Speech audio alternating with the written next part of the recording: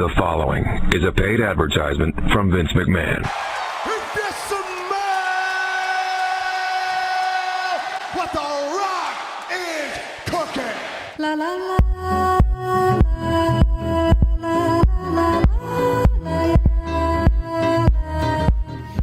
Rightio, so today I'm going to teach you guys how to make a traditional Hungarian goulash. It's the exact same way that my grandma taught me how to make it.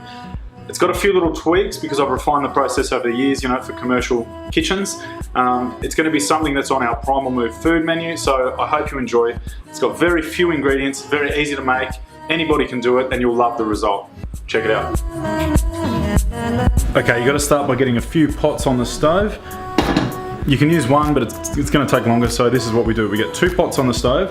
One's going to be used to sweat your onions. The other one's going to be used to brown your meat and then cook the goulash itself. So I've got 2 pots here and we're going to get going. First thing we're going to do is dice some onions.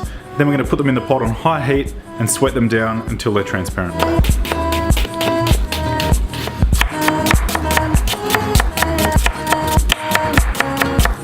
Olive oil.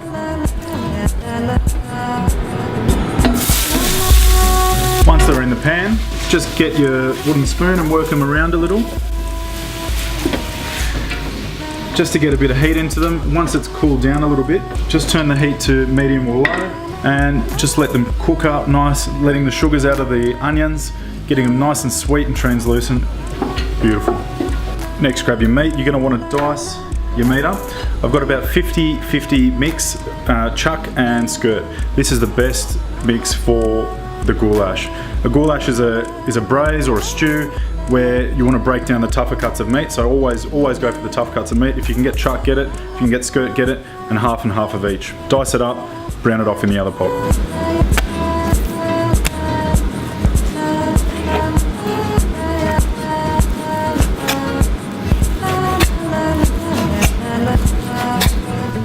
Okay, so now I've got all my meat cut. I'm just sweating the onions still. I've moved them into a pot at the back here because I need the big pot to cook my meat off. I'm just waiting for the oil to heat up in there. I've got all my meat, my chuck and my skirt cut over here. I'm going to chuck it in this big pot. I'm going to brown it off, chuck the onions in, add the rest of the ingredients.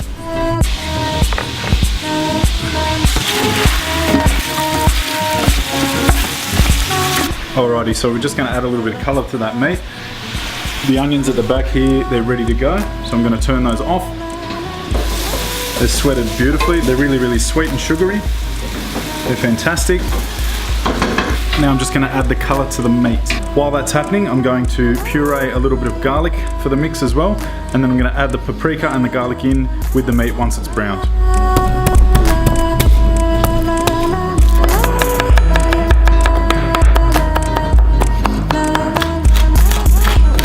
Now that the meat's got a bit of colour on it, in here, you can see that.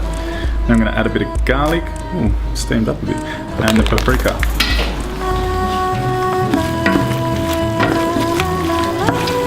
Now most recipes, they'll say something like, just add a teaspoon or a tablespoon of paprika. I'll tell you what, if you want a Hungarian paprika, you add half the bag. It's all about the flavour. You really want to make sure that you cook out the paprika, otherwise it gives a very chalky taste in your mouth if you don't cook it enough. So spend a bit of time with it, really, you know, massage the meat around, get it nice and brown, cook the paprika, cook your garlic, extract as much flavour as you can. Once you've done that, add your onions back in. Then add a couple of bay leaves, a generous supply of tomato paste, add some Australian grown tomatoes, a little bit of water, finely chop some capsicums, bang them in the pot, just chop up some fresh tomato, add the tomato into the pot, and then chuck the stalk in too. Now I usually like to cook my goulash for about 3 hours. It's basically until the meat just starts to fall apart. So if your meat's not falling apart, not cooked it long enough, just on a really low heat, and make sure you come back every 15-20 minutes and just give the bottom of a pot a bit of a stir. because especially with tomato-based sauces, they burn very, very easily. So keep an eye out for that. And the next thing you'll see is done goulash.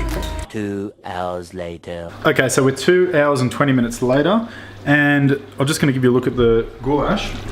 Here we go. It's simmering away. I've just turned it up a tiny little bit. Put a bit of heat into it. It's going quite well. The meat is nice and soft. The meat's still like probably 40 minutes away, which is what I expected. So about 3 hours total on a low heat. Now, because there's 40 minutes to go, I'm going to peel and roughly chop some potatoes, add them into the pot, and they're going to cook, and they'll be perfect texture by the time the meat's ready. And then it's going to be delicious. A few moments later. Okay, so the rice is now cooked for the dish as well, and the goulash is ready to go. It's been there for 3 hours. Now I'm going to plate it up. A little bit of rice on the plate.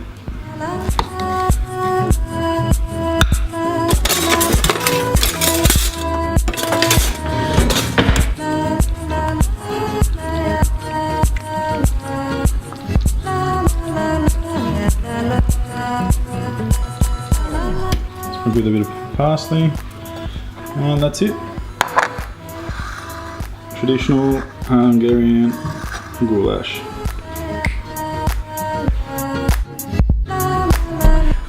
I've just finished smashing that goulash with the boys. It was fantastic. I hope you guys like the recipe, and if you need anything else or you need any other tips on how to make it or any of the details, let me know in the comments below. I'm going to make more short videos like this one because I feel like it's easier for you guys to watch them. It's not as time consuming. If there's anything specific that you need to know as far as details, how to cook things, let me know in the comments and I'll try and answer them as best as I can. Hope you enjoyed it. Thanks very much, guys. Ciao.